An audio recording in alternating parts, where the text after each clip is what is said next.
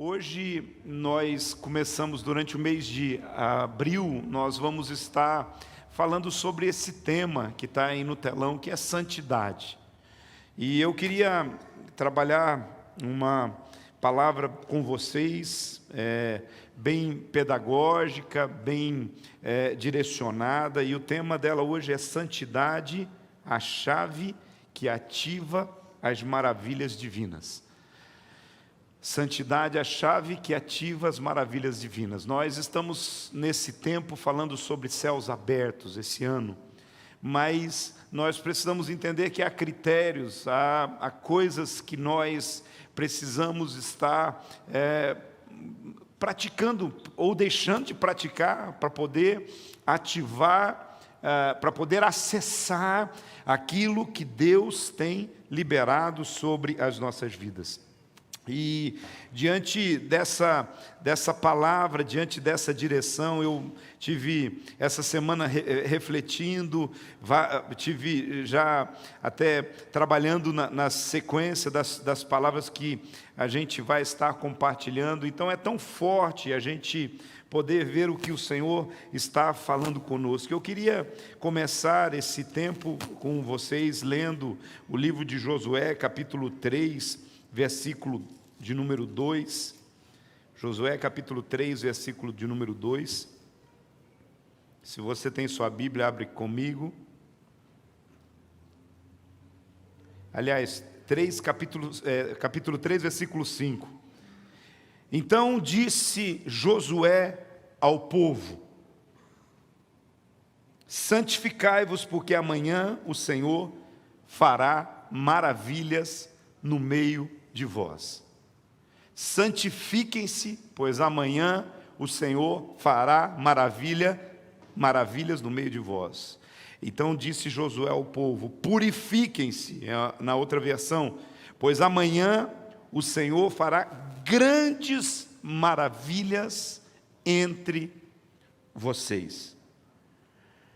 Quando nós olhamos para esse texto bíblico, nós percebemos a amplitude daquilo que a palavra de Deus tem para nós. Há três coisas, três verdades, assim, muito claras, já explícitas, simplesmente nesses poucos versos que existem aqui. E a primeira delas é a gente entender uma coisa: a santidade é a causa da nossa vitória. Quando você quer ter uma vida vitoriosa, a santidade ao Senhor, ela é a causa da sua vitória. Quando a gente decide se consagrar, quando nós nos consagramos a Deus e quando nós nos entregamos, quando nós reconhecemos, eu vou desdobrar isso de forma mais prática durante a ministração, mas isso é fundamental para que nós possamos ter uma vida vitoriosa diante de Deus. Nós sabemos que a nossa vitória, ela vem de Deus, a nossa vitória, ela vem dos céus. A segunda coisa que a gente vê nesse texto é exatamente que a santidade, ela vem antes da vitória, ela precede a vitória. Primeiro eu me santifico para então eu ser vitorioso. É interessante que quando a gente vai ler esse texto bíblico, você vai perceber que é um dos momentos mais marcantes e importantes na vida do povo de Israel. Eles tinham saído e há 40 anos eles estavam na jornada da saída do Egito, andando pelo deserto, quebrando a cara, uma jornada que no máximo que poderia ter demorado era 90 dias naquela multidão, mas no máximo de todas as coisas eles ficaram rodando por 40 anos no deserto por uma única razão: por causa do pecado, por causa da desobediência, por causa da obstinação do coração, por causa da murmuração. E agora eles estão no momento da passagem, eles precisavam superar o último obstáculo, que era o Jordão. Eles precisavam agora acessar a vitória que eles almejaram por tanto tempo. E qual é a palavra que Deus dá? Santificai-vos. Quer ver maravilhas do Senhor acontecer amanhã? Quer ver maravilhas do Senhor acontecer no futuro? Santificai-vos. É incrível, é impressionante assim que nós sempre, nas semanas que antecedem a Santa Ceia, sempre em alguns momentos a igreja se move, as mulheres, nós nos movemos. Essa semana mesmo nós tivemos na sexta-feira, simultaneamente ao que estava acontecendo aqui da Torre de Vigia, nós estávamos com os pastores regionais aqui, os pastores do presbitério, o qual eu tenho a responsabilidade e a alegria de ser líder deles. E nós estávamos juntos, orando uns pelos outros, orando uns com os outros. Nós estávamos nos consagrando numa vigília de oração, porque nós temos de fato esse entendimento. Todas as vezes que nós fazemos isso, o Senhor abre os céus, coisas novas, inesperadas, sobrenaturais acontecem na nossa vida. Então a santidade é a causa da nossa vitória. A santidade, ela vem antes, ela antecede a nossa vitória. E a santidade, ela abre os caminhos para que as maravilhas do Senhor sejam abundantes diante de nós. Então, um dia, antes deles passarem o Jordão, que era a última barreira que separava eles do deserto e de toda a jornada que eles tinham tido para a terra da promessa, o Senhor os chamou para a santificação. O que nós precisamos entender, e eu queria que você prestasse bastante atenção nesse conceito, é que o pecado, ele provoca a ira de Deus. Vocês concordam comigo? O pecado, ele provoca a ira de Deus. Agora, a santidade, ela abre o caminho para intervenção sobrenatural de Deus. Então é o oposto. Então, se o meu pecado provoca a repulsa de Deus por aquilo que eu faço, por aquilo que eu fiz, não é por mim, porque Deus me ama a todo tempo. Independente de você falhar, errar, Deus continua te amando. Deus nunca deixa de nos amar. O que Deus repudia, o que causa a ira de Deus é o pecado, quando nós nos colocamos nessa rota de pecado. Por que que Ele nos perdoa? É porque Ele nos ama. Deus nunca vai deixar de nos amar, independente da circunstância que nós tivermos na nossa vida. Então, se o pecado provoca a ira de Deus, a santidade abre o caminho para a intervenção sobrenatural. Irmãos, há coisas na nossa vida que nós jamais vamos conseguir resolver de forma natural. Nós só vamos conseguir resolver através de uma intervenção sobrenatural de Deus na nossa vida. Então, quando nós buscamos a Deus, quando nós santificamos a nossa vida a Ele, os céus se abrem. E o Senhor se manifesta ao nosso favor com graça, com bondade e fidelidade. Então, eu quero viver uma vida de ver as maravilhas de Deus acontecendo na minha história. Eu oro e clamo para que sinais, prodígios e maravilhas sejam uma marca dessa comunidade, dessa igreja, que em cada uma das nossas células, que em cada lugar, em cada casa dessa comunidade, nós possamos experimentar os sinais, os prodígios, as maravilhas do Senhor. Mas a chave que nós precisamos entender para isso é exatamente a santidade. Mas o grande problema da santidade é que a gente toma ela muitas vezes só por conceito. Sabe aquela coisa que você só tem um conceito do que seria? A gente tem uma ideia do que seria. Ou uma das grandes dificuldades também a respeito da santidade é porque nós olhamos algumas pessoas que abrem mão de muitas coisas na sua vida e parece que a impressão que tem que só é possível ser santo se a gente se separar fisicamente do mundo. A palavra santidade, ela fala de separação, de você ser separado para Deus. A palavra santidade, ela vem exatamente desse entendimento que a santidade tanto no caso, tanto ela procede a partir de um ato de Deus, que é a santificação, ou seja, um ato de Deus que nos santifica por meio do sacrifício dele na nossa vida. Ele nos santifica, como ela é um processo também.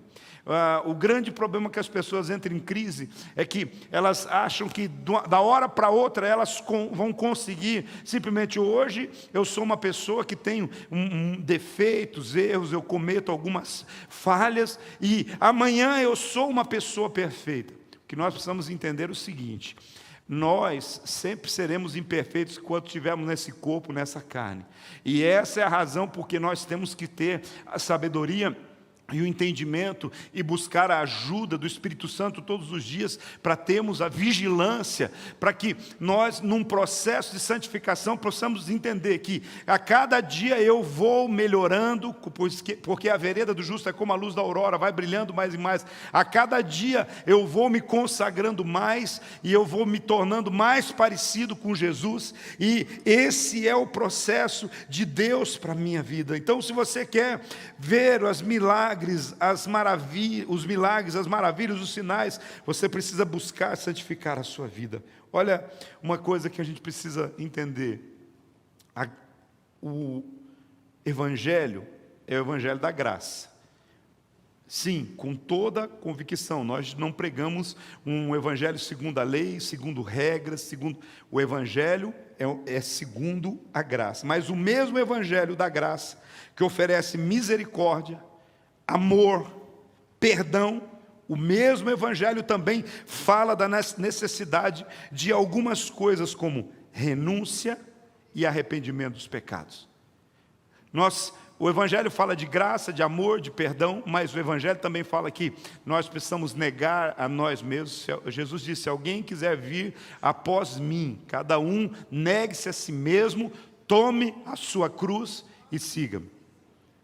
Negar-se a si mesmo é você realmente abrir mão de tudo aquilo que está conduzindo você para uma vida de pecado, de erro, de falar: eu nego a mim mesmo, toma a minha cruz. Às vezes a cruz que você toma, às vezes quando a gente fala de tomar a cruz, a gente lembra logo da peça que vamos ter daqui a 13 dias, nós estamos aí todos ansiosos para que aconteça.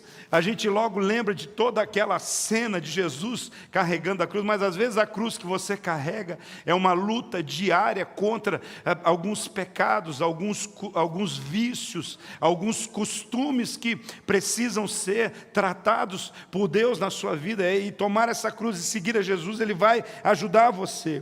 Então, o mesmo Evangelho da graça, que oferece misericórdia, que oferece amor, perdão, ele fala também da necessidade da renúncia, do arrependimento dos pecados. Uma das coisas que vai sempre caminhar paralelamente se chama graça e santidade, porque a graça e a santidade fazem parte da essência do mesmo Deus. Graça é a essência de Deus, santidade é a essência de Deus. Na verdade, isso não é algo inseparável. Então, diante desse processo, nós precisamos entender: esta é uma verdade absoluta do Evangelho. Nós vamos sempre ser vítimas da graça de Deus, como nós sempre teremos que estar lutando continuamente contra os pecados que tentam, muitas vezes, nos afundar no mar de lama e nos tirar da rota de caminharmos com Jesus. Pare para pensar comigo alguns princípios que eu acho que vale a pena a gente observar e refletir. Eu quero que você reflita um pouquinho comigo. Nós temos na nossa vida algumas coisas como todo equipamento eletrônico tem. Sabe que os equipamentos eletrônicos têm um fusível, a maioria deles tem. Antes de acontecer uma coisa que estraga o equipamento eletrônico todo, muitas vezes ele primeiro queima um fusível. Num veículo é assim, muitas vezes é assim.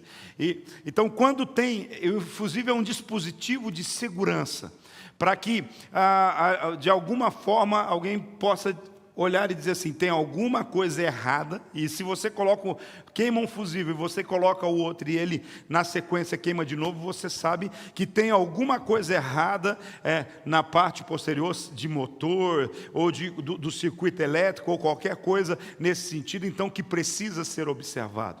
E nós temos em nós alguns fusíveis assim para nos proteger completamente a nossa vida. Veja bem, a salvação, ela te protege do inferno. Está comigo? A salvação, ela te protege do inferno. A santidade, ela te protege do mundo, com toda essa malignidade do mundo. Então, a salvação te protege do inferno. A santidade te protege do mundo. A aliança A aliança com Deus, a aliança com a casa de Deus, a aliança com a palavra de Deus, ela te protege do destruidor. Quando você é uma pessoa aliançada, quando você cumpre as suas responsabilidades nesse nível de aliança, a aliança conjugal, inclusive, ela te protege do destruidor. A aliança com Deus te protege do destruidor. A aliança que você tem com Deus através dos seus dízimos te protege da maldição, da miséria, da ruína, do fracasso, da pobreza. E a fidelidade te protege do devorador. Então, são como alguns fusíveis que a gente tem na nossa vida. Então, vou repetir para você. A salvação te protege do inferno. A santidade te protege do mundo. A aliança te protege do destruidor. E a fidelidade te protege do devorador. Tudo isso faz parte desse pacote chamado santidade. Seguir a paz com todos e a santificação, senão você ou ninguém vai ver o Senhor, ninguém vai se relacionar a poder sem a santificação. Tem uma coisa que às vezes as pessoas ficam se perguntando, a Bíblia diz assim, que no último dia, inclusive nós temos falado sobre a volta de Jesus nas nossas células. No último dia alguns chegarão diante do Senhor e dirão assim: Senhor, em teu nome nós profetizamos, curamos, em teu nome nós pregamos, em teu nome nós curamos os enfermos, em teu nome muitas coisas aconteceram. Aí a palavra diz que o Senhor simplesmente vai olhar e dizer assim: eu não conheço você. Não conheço você. Vai para o lugar da destruição. Não é o céu, não é o seu lugar. Aí a pergunta que se faz assim, mas por quê? Por que isso acontece? É porque tem muita gente fazendo a obra de Deus sem santidade. Tem muita gente falando em nome de Deus, tem muita gente orando pelas pessoas, tem muita gente pregando, porque eu quero dizer para você, repetir alguma verdade, alguma coisa, até papagaio faz. Quanto mais gente que tem capacidade intelectual, tem muita gente pregando aí, mas a sua vida não respalda a sua mensagem.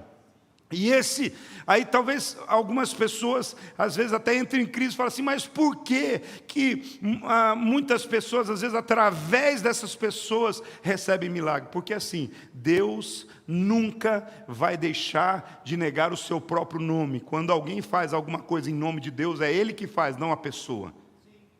Você está entendendo? Então, porque eu já tive situação de tratar pastor que estava em pecado seríssimo e confrontar, falar assim, mas você não tinha temor de Deus, mas por que você continuava ainda no altar, fazendo o que estava fazendo?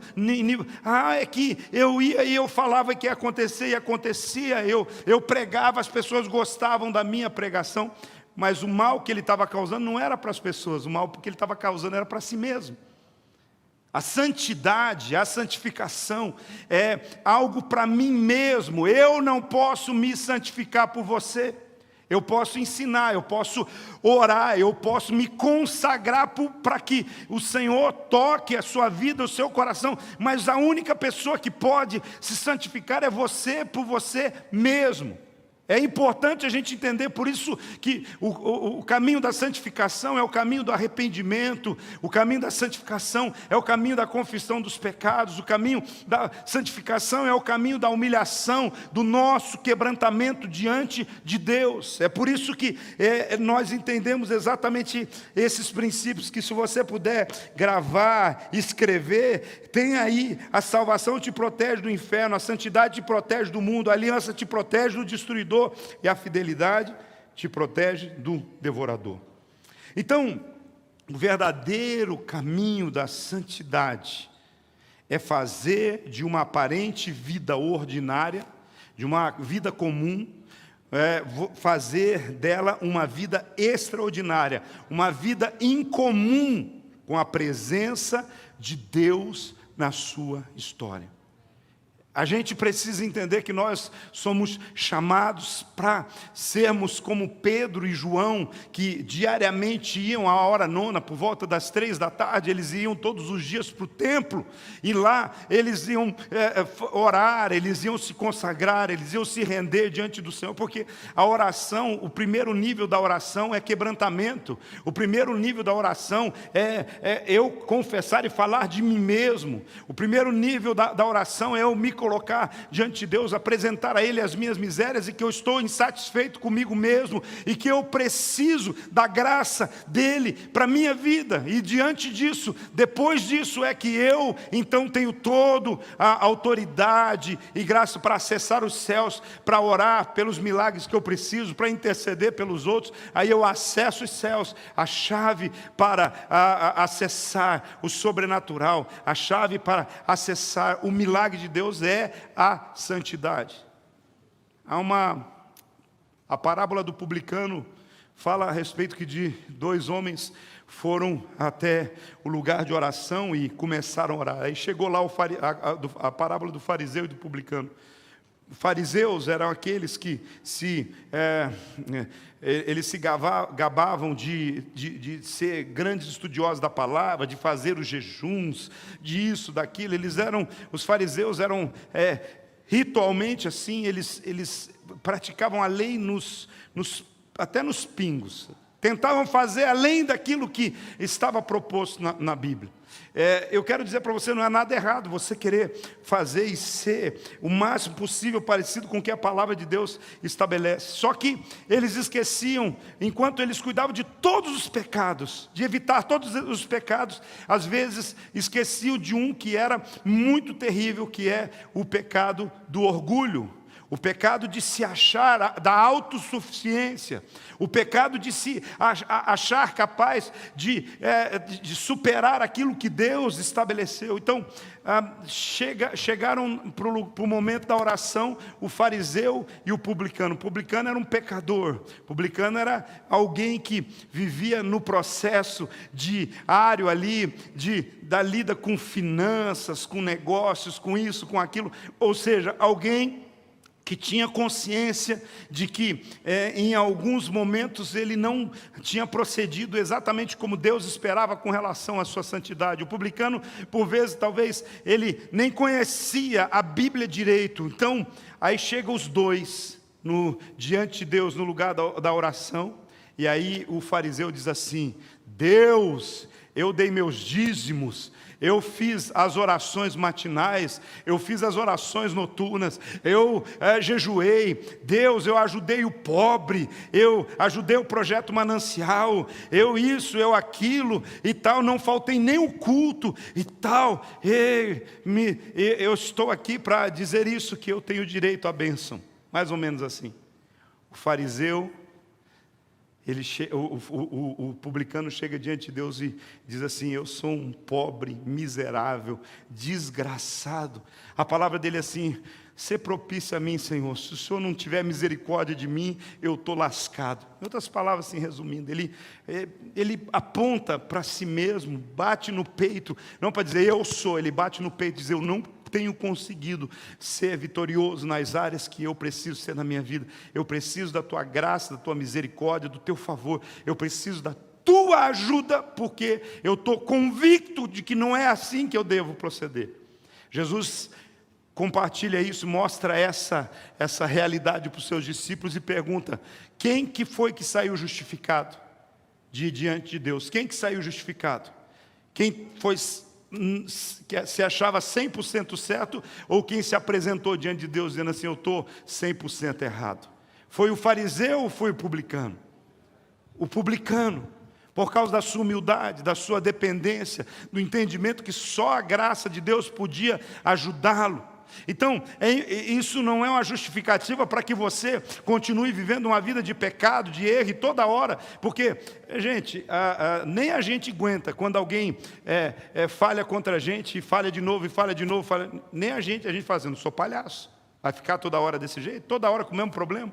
A gente precisa ir diante de Deus e apresentar a nossa realidade, a nossa situação, pedir a ajuda dEle, Ele vai ajudar, e Ele nos ajudando, a gente sai da área onde a gente está e vai para um outro nível.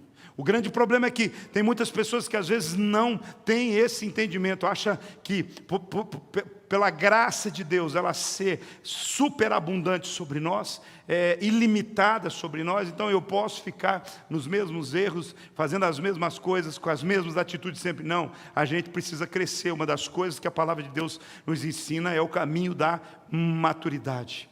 Nós precisamos crescer no caminho da santificação, nós precisamos crescer no caminho do conhecimento de Deus. Eu quero estar cada dia mais me apresentando como alguém que está sendo exposto à palavra, à verdade, aquilo que Deus tem para mim, e vou viver o plano de Deus para a minha vida. Então, queridos, o verdadeiro caminho da santidade é fazer de uma aparente vida ordinária uma extraordinária vida com a presença de Deus. Cristão que cria atalho para a santidade erra o caminho para o céu. Presta atenção. Cristão que cria atalho para a santidade erra o caminho para o céu.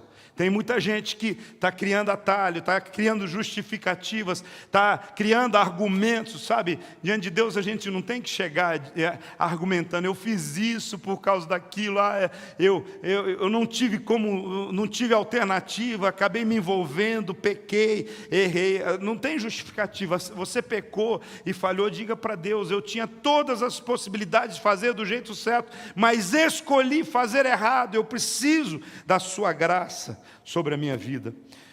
Santidade é um fruto de intimidade com o amor de Deus, e não a proibição de fazer algo. Isso, para mim, é a grande revelação, esse é o princípio que eu aplico na minha vida para servir a Deus. Eu não deixo de pecar porque eu vou ser punido. Eu não luto para vencer as minhas áreas de fragilidade na minha vida, porque eu vou ter consequências. Eu evito pecar porque eu amo a Deus. Meu amor por Deus é tão grande que todas as vezes que o pecado, como aquele cantor diz, todo dia o pecado vem, né, e me chama.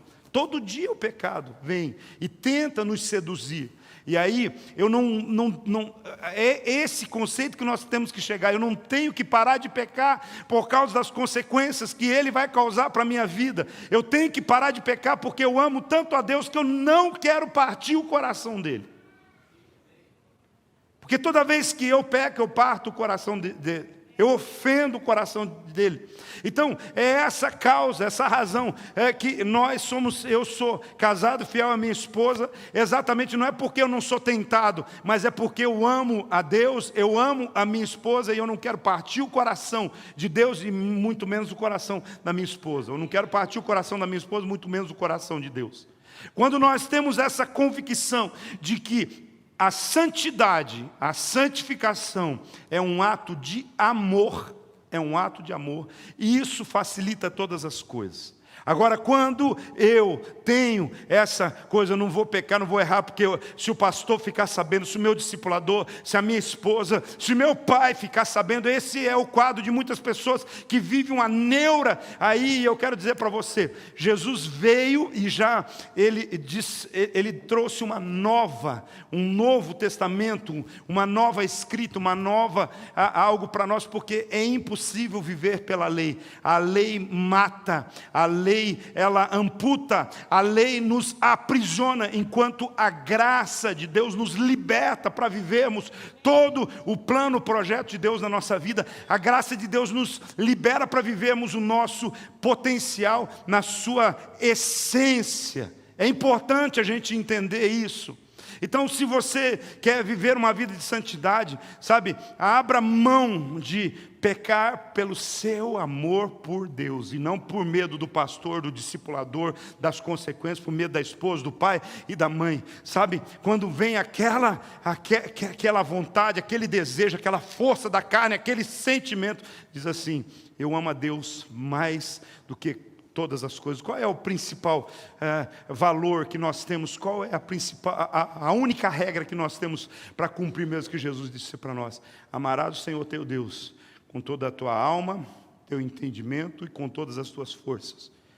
Santidade envolve você entender isso, amar a Deus com todas as forças, com o entendimento, amar a Deus aplicando, e você precisa amar ao seu próximo como você ama a si mesmo, amar a sua esposa, esposo, filhos, irmãos, como você ama a si mesmo. Quando você decide viver uma vida de santidade, você está amando a si mesmo, você está amando a Deus, você está amando a si mesmo, você está amando o seu próximo. E aí é por isso que a sociedade se torna um ambiente saudável, o relacionamento social, o relacionamento de igreja saudável, quando todos decidem andar em santidade. Então, santidade é um fruto de intimidade com o amor de Deus e não a proibição de fazer algo. Eu acho que já podia parar por aqui. A palavra, com certeza, trouxe tanta instrução para nós. Mas deixa eu dizer para você, o que de fato, quando a gente diz que santidade é a chave que ativa as maravilhas divinas, a gente precisa entender que vai passar por pelo menos 3 coisas. A primeira, arrependimento. Arrependimento, mudança, metanoia, mudança de mente. Se você olhar o que a palavra de Deus nos diz lá no Evangelho de João, capítulo 16, versículo 8 até 11. João 16, versículo 8 até o 11.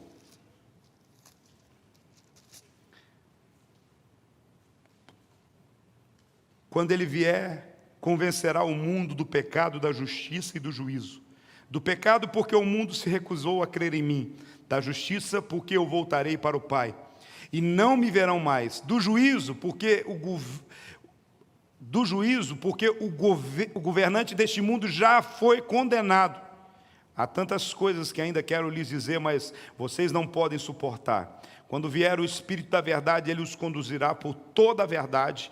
Não falará por si mesmo, mas lhes dirá o que ouviu e lhes anunciará que ainda o que está ainda para acontecer. Eu passei já do texto, era até só o 11. Porque quando ele vier, ele convencerá o mundo. Versículo 10. Da justiça, porque eu voltarei para o Pai, e não me verão mais. Do juízo, porque o governante deste mundo já foi condenado. Se você quiser aprender sobre santificação e santidade, você precisa ler o livro de Tiago. Abre o livro de Tiago aí, acompanhe comigo um pouquinho. Capítulo 4, do versículo 1 a 10. A carta de Tiago, ele trabalha princípios de arrependimento, porque a primeira coisa que acontece para que a nossa santificação seja de fato efetivada é o arrependimento.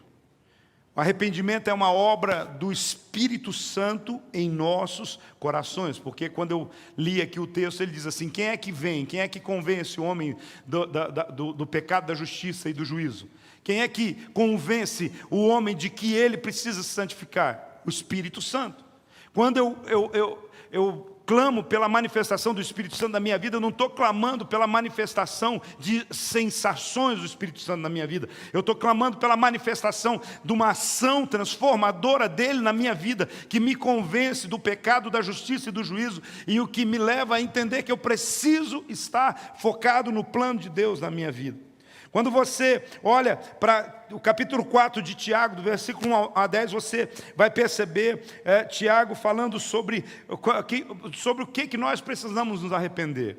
A primeira coisa, a letra A é dos prazeres da carne. O versículo 1 diz: de onde procedem as guerras, contendas que há entre vós? De onde, senão dos prazeres que militam na vossa carne? Ou seja, a vontade da carne que faz com que pequemos. Escute bem isso. São as vontades, os desejos da carne que nos leva ao pecado. O que Tiago quer dizer é exatamente isso aqui. A segunda parte, versículo 2 e 3. As cobiças. Os nossos olhos estão sempre cobiçando alguma coisa. Tiago diz: cobiçais e nada tendes, matais e invejais e nada podeis obter. Talvez você fale: eu nunca matei ninguém. Será que nem com a língua? sabe? Tem muita gente que nunca pegou numa arma branca ou numa arma de fogo ou qualquer coisa, mas matou gente, pessoas com a língua. Mas vamos lá. Cobiçais e nada tens, matais e invejais e nada podeis obter, viveis a lutar e a fazer guerras, nada tendes porque não pedis. Pedis e não recebeis porque pedi mal. Vocês pedem para esbanjar em vossos prazeres. Sabe, Jesus mesmo, lá em Marcos capítulo 7, versículo 21 e seguinte, ele fala que nós muitas vezes somos levados a pecar por causa dos nossos desejos pecaminosos. A maioria das vezes que pessoas me procuram para pedir uma oração, olha, é raríssimo alguém que me procura e fala assim: apóstolo, eu preciso que você me ajude a orar, porque eu estou com um problema seríssimo, eu estou cobiçando, meu coração fica cheio de inveja. Apóstolo do céu, eu tenho assim uma ganância terrível no meu coração. Tem algum discipulador que o discípulo procura assim? Não. Normalmente as pessoas falam assim: olha, eu preciso que você me ajude a orar porque eu estou esperando uma promoção do emprego, ou eu estou precisando vender um imóvel, eu estou precisando receber uma ação que eu tenho na justiça. Me ajuda a orar que essa semana eu preciso de um milagre na minha vida nesse sentido. E aí Tiago fala assim: olha, vocês pedem e não recebem porque vocês pedem de forma errada. Vocês estão sempre pensando em pedir alguma coisa que vai beneficiar vocês do ponto de vista material. Agora, é preciso entrar no entendimento de que quando você falar assim, começar diante de Deus: Deus, eu quero vencer a cobiça dos olhos, eu quero vencer a soberba da vida, eu quero vencer o orgulho, eu quero vencer a inveja, eu quero vencer a ganância. Senhor, eu quero vencer essas coisas. Quando você coloca em humildade, em quebrantamento de Deus, Deus vai ajudar você a vencer isso, e as outras coisas vão vir a reboque.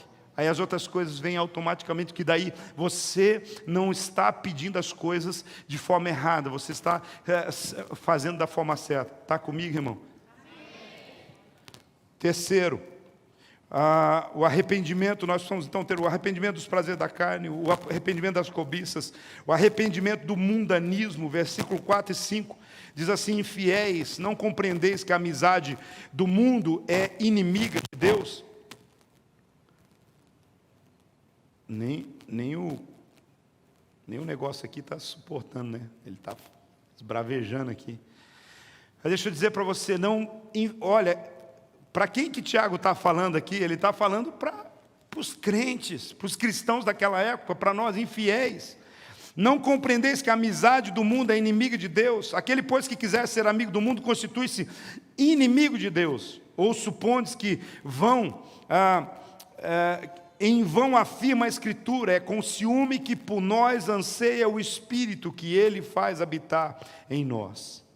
Uma das coisas que nós precisamos entender é que nós vivemos no mundo, nós temos um propósito, um objetivo de viver no mundo, que é ser luz para esse mundo, mas nós não podemos nos envolver com aquilo que o mundo traz para nos tirar da presença de Deus. Nós somos sim propriedade de Deus, embaixadores do reino, fazemos. Aí por isso que mas você já percebeu o quanto que os jovens, o quanto que homens e mulheres já da meia idade ou mais velhos, muitas vezes têm assim os olhos colocados no que o mundo tem para oferecer, quer fazer tudo que, olha só. Ou seja, a palavra é bem clara: se vocês não sabem que a amizade com o mundo é inimizade contra Deus.